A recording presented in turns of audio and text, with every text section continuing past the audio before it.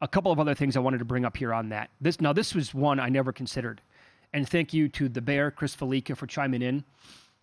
This one's going to blow your mind. And it's possible. Okay, here's the scenario. Undefeated Florida State. Michigan is 12-1. Texas, Georgia, Alabama are all 12-1. Oregon's 12-1. That's 6 teams right there. He's asking the question, who stays home? I got a headache. So, who Michigan? Who's Michigan's lost to? It would be Penn State this week. Well, I know this. Michigan's out. That's exactly where. Okay. You played nobody non-conference. No one. Yep. Your best win is UNLV. So if you lose one of these games, I don't care. So they must, and that's the thing too with Georgia, which is, I mean, now Georgia goes undefeated, okay, but Georgia played nobody non-conference. We laugh at their schedule. Mm-hmm. So if they stub their toe too, get them out. Okay, FSU's 13-0, they're in. No doubt. Sharpie, they're in. Yeah. Okay. Texas would be in under this scenario, and I think the other team to stay home would be Georgia, because that means Bama would beat Georgia in the SEC title game. Texas then goes, then they would say Texas has the most impressive win of the season because they won at Tuscaloosa. So that's going to carry weight even though the Big 12's trash. So in my mind, they would have to go Florida State, they'd have to go Texas, they'd have to go Alabama, and they'd have to go Oregon. And the 2 teams left out, this is what they should do under that scenario. Yeah. They should leave Michigan out and Georgia out. I'm with you. And I bet they would not do that. I'm with you. Maybe. Now, things have completely flipped here. Number one, the SEC lost almost every big non-conference game. The SEC is down big time. Number two, the love for the Pac-12, which is, typical. They have this incredible season, and then it's over. But when Reese Davis on national television says they're more likely to get 2 in than none, which I don't, still, that's not going to happen. But that carries a lot of weight for him to say that. And an Alabama guy. Okay. That's a big deal. I know he's objective and great hair. But that carries a lot of weight. But I think they pass the eye test. Everyone loves Oregon. People know how good the Pac-12 is, the grind, the battles, rate opponents every single week. That I would love. You would have to punish. You also have to punish Michigan for this crap that's going on off the field. Well, they said they're not going to do that. You cannot have this be a storyline, though. You can't take away from the game about sideline guy, which the whole thing. But Johnny Cochran, back to the OJ trial. I got my hat on. Who am I? I'm still Johnny Cochran. It's no disguise. The kid just shows up with the sunglasses. It's Connor Stallion with the Central Michigan shirt on. It's incredible. But you can't have this be part of the story as well, where this is just going to follow them around the whole season. The committee's probably hoping Michigan gets beat. Michigan would not have the resume.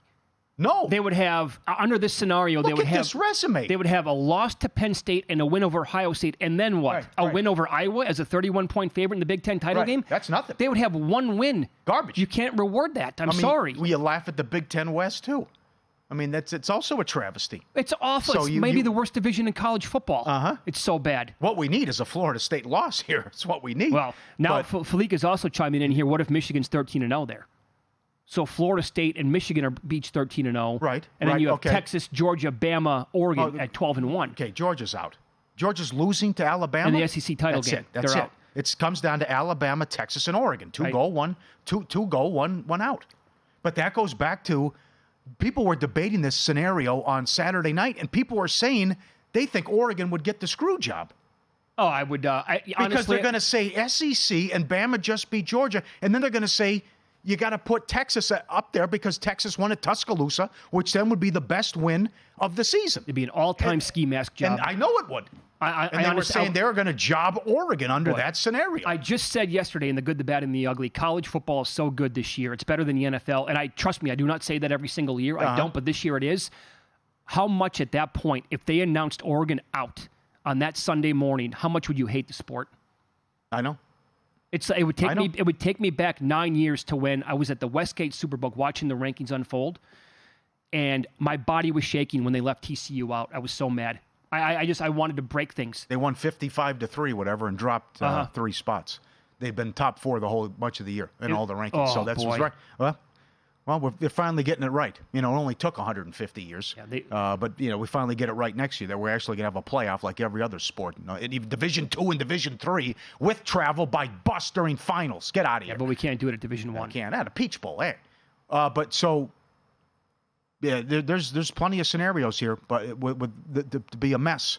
But again, how it was set up. Again, you have 5 power leagues and only 4 spots. They're lucky this didn't happen every year. They've been bailed out by this, that there hasn't been more controversy. I think it happened more years than it didn't. But, I mean, they set their own table. Whatever cliche you want to use, they dug their own grave. Mm-hmm. You can't possibly come up with a Final Four when you have the 5 power teams like you just said. Who would think this is a good idea? Yeah. And to take this long to actually come up with a... Well, that's why also these games are so important in terms of how they're going to play out by score. Because if there happens to be chaos and carnage, the 2 teams from a conference, hey, we played and lost by 3 angle, certainly Ohio State would have a case if they go to Michigan and lose by 3 in some 32-29 epic back and forth, whatever. Well, then just say, look at our resume, and we, but... Okay, they'd have a case under which scenario, though? You would get a Florida State loss. You'd get a Washington loss before the Pac-12.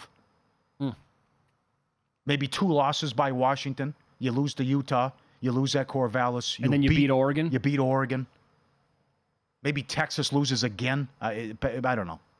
Is Big 12 completely out? I don't know. Anyway, we get 2 teams. Yeah, I mean... Well, it's a long shot, but I'm just saying that if you have the close loss angle, though, too. How does the SEC sneak in 2 teams? Obviously, Bama with a narrow win over Georgia in the SEC title game, and then it's complete chaos across the country? Yeah, you can't. You'd have to, yeah.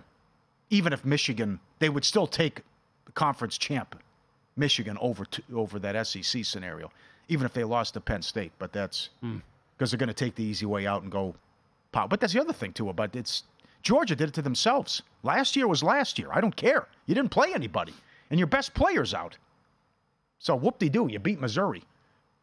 Visit VSiN.com to get current odds, listen for free, find showtimes, and download VSiN sports betting podcasts.